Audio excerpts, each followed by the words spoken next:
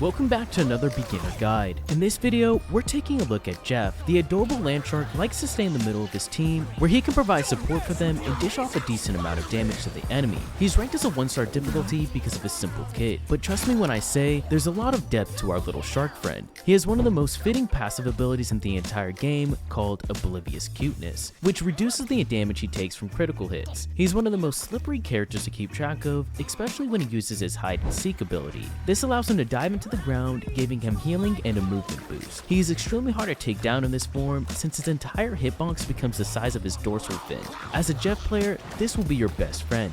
You can use this to reposition to a better spot on the map to give some healing to your team with Joyful Splash, where Jeff shoots out a consistent water beam that heals his allies. If your team is taking too much damage, you can set up his healing bubbles around the map for them to pick up, where they grant a healing boost and movement speed whenever an ally walks into it. If an enemy is getting too close to you, you can fight back with his right click, Aqua Burst, which shoots out a high speed water sphere that bursts on impact, doing damage to anyone in the radius. His ultimate, It's Jeff, is arguably one of the most fun to use in the entire game, where he dives into the ground and resurfaces, swallowing both enemies and allies in its range. Then you go into your hide and seek form, where you have the option to spit out and throw either your allies or your enemies. Now that we've gone through all of his abilities, let's take a look at some tips and tricks. While in his hide and seek form, you can actually swim up walls. This is good for sneakily getting away from enemies who are trying to chase you down. His normal healing actually hits multiple allies, not just one, plus it has no healing drop off, so you can keep your allies alive from a far distance without risking yourself.